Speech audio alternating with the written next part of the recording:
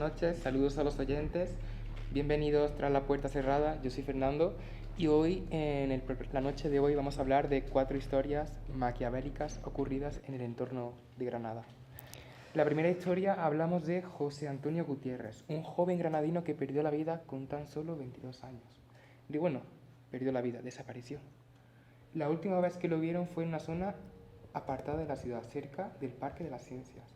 A pesar de las búsquedas y de los intentos de esclarecer su misteriosa desaparición, nunca se encontró rastro de él, ni se pudo determinar qué ocurrió con él. Años después se descubrió que antes de su desaparición había estado contando a su entorno más cercano pues historias de haber visto figuras misteriosas, personas que lo seguían, voces oscuras. Él manifestaba realmente de que algo malo iba a pasar. Él lo sentía. Muchos de esos allegados afirmaban eso. El misterio que rodea de su desaparición es todo es una suma de muchas cosas, de mucho. También hablamos de su estado mental antes de irse. Ha dado lugar a muchas especulaciones sobre si hubo algo más allá de lo humano que pudo percibir en su desaparición. ¿Qué opinas, Dani? Bueno, buenas noches. Yo creo que la desaparición de José Antonio Gutiérrez, aunque está cargada de tristeza y es algo muy trágico, creo que no hay nada paranormal detrás de ella. Es más probable que dentro de su espectro de amigos o dado su edad, ya que era muy joven, pues que haya tenido algún tipo de problema psicológico o se metiera en situaciones peligrosas derivadas de las sustancias estupefacientes o cosas así, más que una historia terrorífica como tal, ya que las historias de figuras misteriosas y voces en la oscuridad podrían ser simplemente también un reflejo de pues, su estado mental, ¿no? O sea, culpas de lo ocurrido, estás echando la culpa a él y a su cabeza, la situación en la que estaba, puede dar pie a que viera esas cosas que no que Sí, realmente solo existieran en su cabeza. sí, como sabemos era muy antiguamente en 96 y al ser tan joven pues puede que no hubiera estado tratado o que no supiera que tenía algún tipo de enfermedad mental como esquizofrenia o algo de este tipo o que, como digo, estuviera vinculado con algún tipo de consumo y que le afectara mentalmente ello. En mi opinión, yo creo que realmente a veces los instintos de una persona pueden ser más agudos de lo que nosotros podemos llegar a pensar. En este caso, pues José Antonio manifestaba Sí, esos instintos que por una parte puede ser verdad, otra parte no puede serla. A lo mejor es una mezcla de ambos, de de ambos. sus problemas mentales y de lo que él podía llegar a percibir, que por ejemplo tú y yo no podemos Sí, sí. hacerlo. En cuestión, cabe destacar que han pasado más de 30 años y el crimen sigue sin Sin resolverse. resolverse. Nunca hemos llegado a saber qué pasó con José Antonio. El cuerpo nunca apareció ni se sabe rastro de él. Yo creo que, bueno, ya como tú dices, han pasado casi 30 años.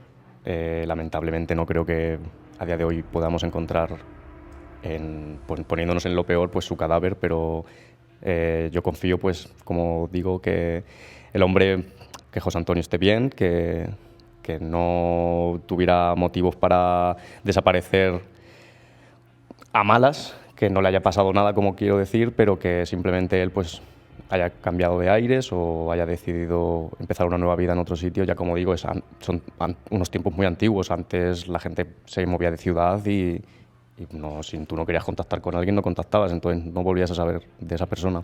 Confío en que esté bien. A mí esta historia la verdad que me parece bastante maquiavélica porque no estamos hablando de un caso en particular, sino esto es bastante ya generalizado. La historia de José Antonio es la historia de muchas personas a lo largo de muchos años de casos sin resolver, Sí. sin lógica humana. Yo realmente lo que deseo es que donde quiera que esté José Antonio esté bien y que ojalá algún día este crimen se resuelva. Sí, sobre todo por la familia. Bueno, pues si te parece voy a continuar yo con la segunda historia. En este caso se llama El crimen de la Casa de los Tiros. La Casa de los Tiros es un lugar emblemático de Granada, ubicada en el Realejo, y pues tiene una historia bastante oscura y trágica, ya que en el siglo XIX el lugar fue escenario de un crimen particularmente violento, ya que un hombre asesinó a su esposa e hijos en lo que parecía ser un acto de celos. ¿Qué pasa? Que desde ese momento en el que el crimen se perpetuó, muchos vecinos aseguran que escucharon gritos y lamentos de la mujer y de los niños, sobre todo al anochecer, que se veían siluetas en las ventanas de la casa, etc. Yo creo que, aunque no hay evidencias de que esto ocurriera en la actualidad, pues ya la casa ha sido marcada y se ha quedado como que estos extraños sucesos y fenómenos inexplicables pues sucedieron, ya que de boca a boca los rumores se van compartiendo y al pasar los años pues la gente ya no sabe cómo pasó exactamente aquel crimen. En tu opinión, ¿crees que los vecinos que dicen que han escuchado esos gritos y lamentos son verdad o que ya es un imaginario común? A ver, yo no estoy de acuerdo contigo en lo que tú tachas de bulo, de un bulo comunitario, un chisme que se va agrandando en cuestión de muy poco tiempo. Yo realmente defiendo el testimonio de los vecinos, ya que me parece algo que al ser algún testimonio colectivo, de no solo una persona como en el caso anterior que solo le pasaba a José Antonio y con su testimonio personal, hablamos de varios testigos que tachan de ese ¿Qué están lugar pasando? Sí. que pasan cosas. Así que hablamos de algo más generalizado. Yo defiendo realmente que en ese sitio, tras los trágicos hechos de esa Sí. familia, pues pueden haberse quedado marcados de por Sí. vida en ese sitio. Yo discierno de tu opinión. Yo creo que pues sí, que no es un lugar maldito como tal, simplemente pues es un edificio antiguo en una ciudad histórica como es Granada y que pues el paso de los tiempos transforma al final la historia real. Dentro de lo que cabe nunca sabremos si hay fantasmas o no, pero es verdad que pues como dices, los vecinos sí que comunican que ellos están viendo algo. En ese caso, no sé si tu opinión es que, como dices, todos los vecinos están viendo, digamos, a un fantasma. ¿No puede ser también que los vecinos quieran alimentar esa historia por fanatismo o por mantener una memoria sobre el crimen? Yo creo que hay de todo. Hay gente muy fanática, hay gente que le gusta hacer daño, hay gente que siente demasiado. Y yo creo que una mezcla de todo, pero realmente hay millones de lugares en el mundo, en España, en Andalucía, en Granada, donde por X o por Y tienen una historia peculiar, una historia sin resolver, Que se una escapa de historia lo... pendiente. Y este lugar pues es uno de ellos más. Que puede ser verdad, que puede ser mentira. Eso no está en nuestra mano. La historia está. La historia está. La familia Perdió la la vida. Que el sitio tenga consecuencias, cosechas de ese final tan trágico, pues lo más probable es que sí, pero no está en nuestra mano. Nunca podremos llegar a saberlo. Pues pasamos con Jesús. Bueno, ahora pasamos con el caso del asesino de la Alhambra, que sucedió en 2008. Como estaba diciendo, fue ocurrido en la Alhambra y el acusado fue detenido por asesinar a una mujer y a su hija. Se llevó cerca de los jardines del Generalife, en un área apartada de los turistas. El asesino ya tenía antecedentes y enfermedades mentales y fue arrestado horas después de que la policía encontrara los cuerpos. A ver. Bueno, este caso me parece bastante terrible y macabro. ¿Tú qué opinas, Fernando? Hombre, bastante maquiavélico. Estamos hablando de que ocurrió en 2008. Sí, es de los más recientes. Relativamente poco. Sí. Y ya no solo el acontecimiento, que me parece horrible, de un perturbado mental heavy, sino que ocurrió en Granada. Sí, en uno de los monumentos más visitados. No pasa desapercibido por nadie. Imagínate el punto al nivel de perturbado que tienes que estar para ya no solo acabar con la vida de tu familia, sino a la vista de todo el mundo. sin importar las consecuencias. Sí, pero también la gente tiende a exagerar lo que ocurrió. Tipo, como ocurrió en la Alhambra, le daban como más bola a la situación. Realmente la situación es perturbante, pero no solo porque, aparte de por ocurrir en el sitio que ocurrió, sino por el hecho de que un padre de familia pueda llegar a hacer eso.